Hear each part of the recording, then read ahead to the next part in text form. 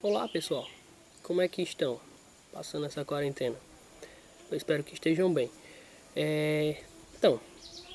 Esse vídeo eu estou gravando para falar para vocês que a partir de agora a gente vai iniciar uma nova forma de trabalho.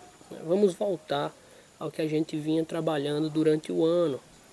E isso significa que a partir de agora a gente vai ver conteúdo que a gente já vinha vendo no início, né? Cada turma com o seu tema e vamos continuar trabalhando com a plataforma e buscar trabalhar com 3 materiais, tá? Vamos trabalhar com a videoaula, vamos trabalhar com textos e com os exercícios, com as atividades que sempre tivemos. Vai ter alguma semana que a gente não vai ter todos os 3, né? Vai ter ou uma videoaula e um exercício, ou um texto e um exercício, mas o meu objetivo é para que tenha os 3, tá? As videoaulas vão ser breves e vão ser em formato de apresentação de slides, né? Eu vou estar passando o material para vocês em formato de slide, explicando cada coisa como se a gente tivesse no quadro. Eu espero que vocês possam aproveitar e lembro também que sempre que tiverem alguma dúvida, me procurem via WhatsApp ou pela plataforma, via e-mail, que eu vou estar aqui sempre para estar respondendo a vocês, ok? Então, vamos à aula. Então, turma, vamos lá começar a nossa aula de biosfera. No início do ano, a gente viu o tema atmosfera. Falamos sobre a composição das camadas, falamos também sobre o efeito estufa, o aquecimento global, a camada de ozônio e a sua importância, a função dessa camada também. E agora chegou a hora de vermos sobre biosfera. Biosfera nada mais é do que a parte do planeta onde encontramos vida. Ou seja, vamos falar das 3 regiões que já foram estudadas anteriormente, nos anos anteriores, né, no 6º ano e no ensino fundamental 1, que são a atmosfera, que vocês viram agora, a litosfera e a hidrosfera. Essas são as 3 grandes esferas em que a gente pode encontrar vida, ou seja, as 3 esferas que fazem parte da biosfera. A atmosfera, mais especificamente a troposfera, a litosfera, que é onde vamos encontrar a maior diversidade de vida possível, ou seja, nos continentes, na Terra, e a hidrosfera, que foi basicamente onde surgiu a vida, e a gente também vai encontrar uma grande diversidade, mas em uma área mais restrita. Vamos ver nos próximos slides. Só que para se ter vida é necessário alguns fatores anteriores à vida. Esses fatores a gente chama de fatores abióticos. Por exemplo, luminosidade, água, pH. pH quer dizer acidez ou alcalinidade do ambiente em que se encontra. Geralmente isso é analisado em solos e águas. Nutrientes, também geralmente em solo e água, para os produtores, que no caso são as plantas. E para que a vida se faça possível, foram necessários bilhões de anos, muitos anos de preparo do planeta. Observem nessa imagem do meio que a gente tem estratos que indicam isso. Diversos períodos em que houve deposição de solo, de rochas, passagens de água. Isso tudo foi preparando o ambiente, inclusive a atmosfera, para se ter oxigênio, né? E a conquista da Terra. Isso é um outro assunto que a gente vai ver mais à frente. Falando ainda sobre os fatores, a ideia é mostrar para vocês o seguinte, que além da água, né? Esses são alguns exemplos dos fatores que a gente tem importantes para a manutenção da vida no planeta, na nossa biosfera. A biosfera ela é um conjunto de fatores, de interação entre os fatores. Fatores abióticos, que são esses que eu estou mostrando, e os fatores bióticos que vão vir mais à frente, que nada mais nada menos é do que a própria vida. Então, os fatores abióticos são as águas, as chuvas, o próprio gelo é um fator abiótico, a luminosidade, que é importantíssimo, principalmente para as plantas poderem produzir, e as algas dentro da hidrosfera também.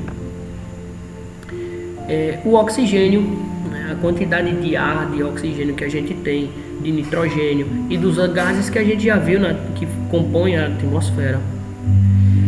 É importante também os nutrientes do solo, o próprio solo em si, com relação à compactação, com relação ao pH, a sua acidez, a sua alcalinidade. E além desses fatores abióticos, a gente tem e encontra o fator biótico, que é a decomposição, que são os fungos, que são as plantas, são os animais, as bactérias, e tudo vivendo e se aproveitando de tudo que há ao redor.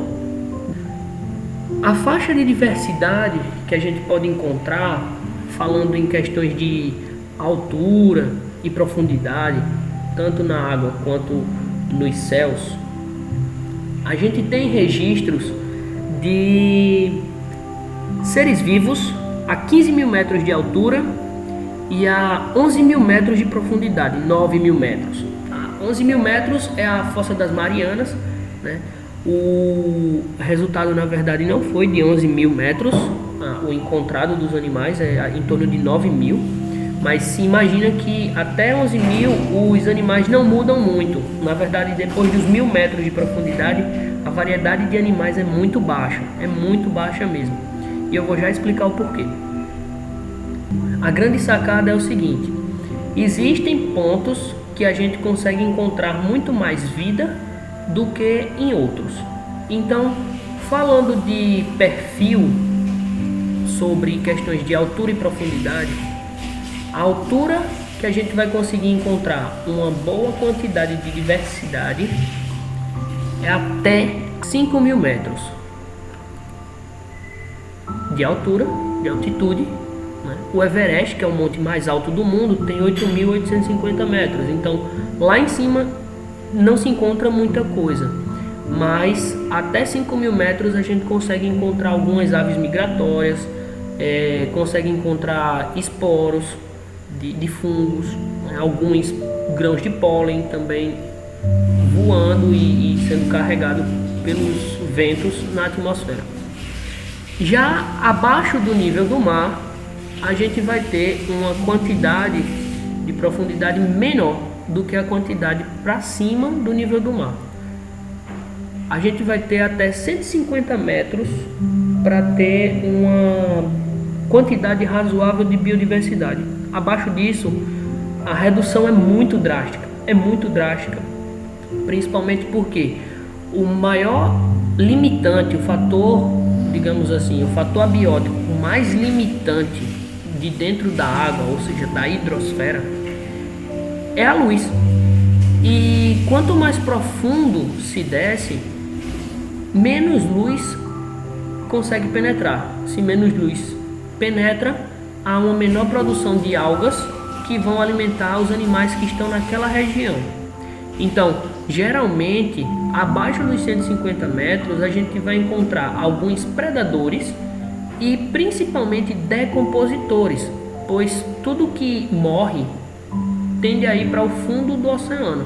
E aí os animais que vivem no fundo do oceano, abaixo dos 150 metros, eles se alimentam mais desse tipo de recurso. Então, a gente tem essa redução da biodiversidade dentro d'água por causa disso. Com relação à posição do planeta, a gente vai ter uma outra característica, mas que tem um pouco a ver é um pouco parecido, vamos dizer assim, com essas características dos 5.000 metros e dos 150 metros. Como assim? Vamos lá. A posição do planeta no sistema solar faz com que a gente receba mais incidência do Sol em alguns pontos, como por exemplo no Equador, do que nos polos. Isso faz com que os polos sejam mais frios e o Equador, a linha central do planeta, seja mais quente. E isso faz a mesma coisa do que eu falei para as grandes profundidades. Quanto menos luz se tem, quanto menos luminosidade, quanto menos calor se tem, menos produção de plantas. E quanto maior for a luminosidade e maior o calor, maior a produção de plantas. O maior exemplo que a gente tem é que nos polos é tudo gelado e aqui no Equador, onde a gente vive, a linha do Equador, é quente e é um ambiente tropical, um ambiente que tem muitas matas, que tem florestas como a floresta amazônica, a Mata Atlântica, que são riquíssimas em biodiversidade.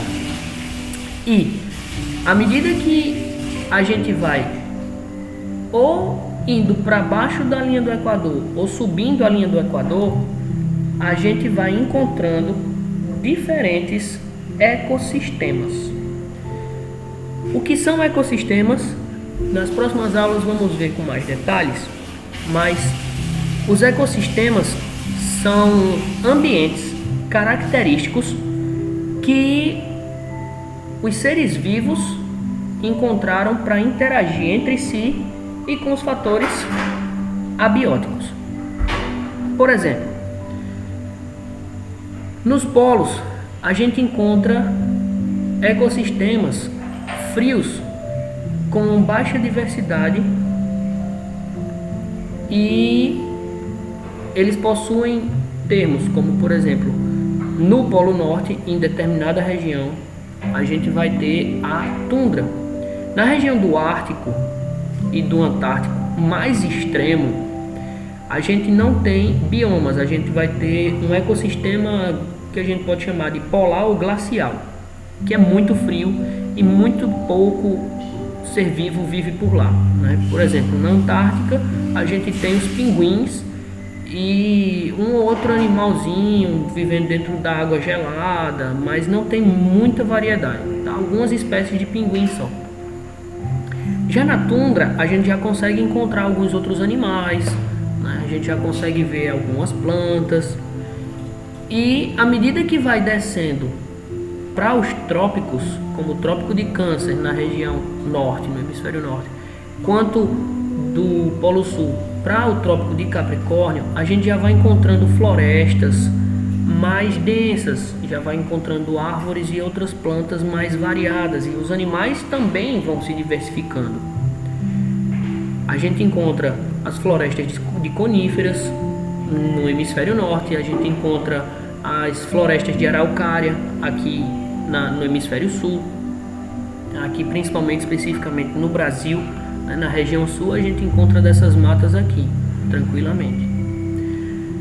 À medida que a gente vai subindo entre o trópico e o Equador, é na região que a gente chama de tropical, vamos encontrar as temperaturas mais altas e uma diversidade muito grande.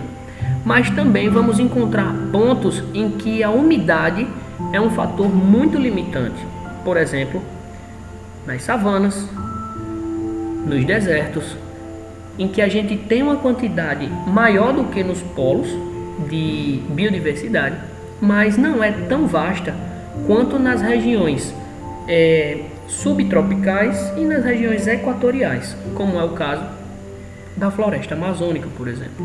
A floresta amazônica é uma mata densa, assim como a Mata Atlântica, que estão nessa região mais próxima ao Equador.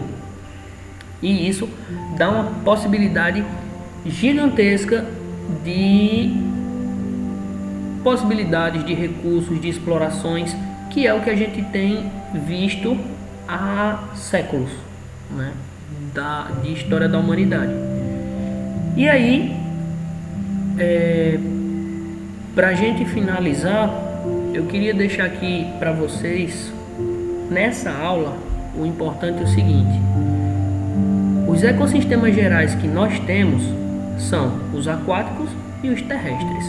Não existe ecossistema aéreo, tá? Os aéreos, os seres aéreos, eles são considerados do ecossistema terrestre e também do aquático. Vai depender de que hábito esse animal que voa tem.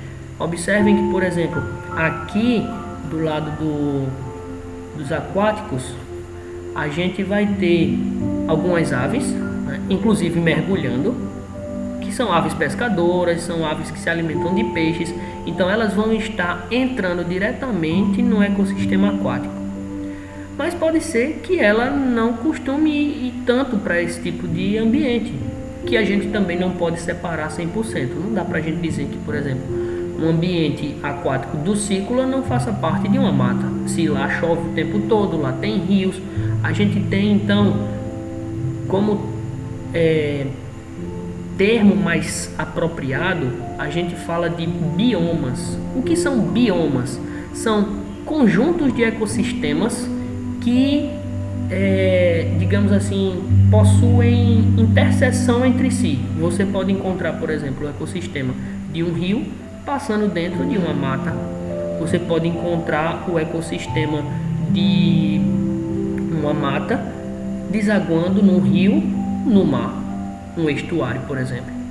Esse ponto a gente chama de ecótono, mas isso é um outro termo para um assunto mais na frente, que a gente vai ver em ecologia.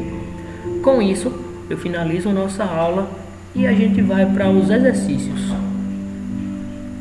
Eu vou disponibilizar para vocês um texto e vocês vão poder, com base nele, responder essas perguntas, assim como com essa aula que eu estou disponibilizando para vocês.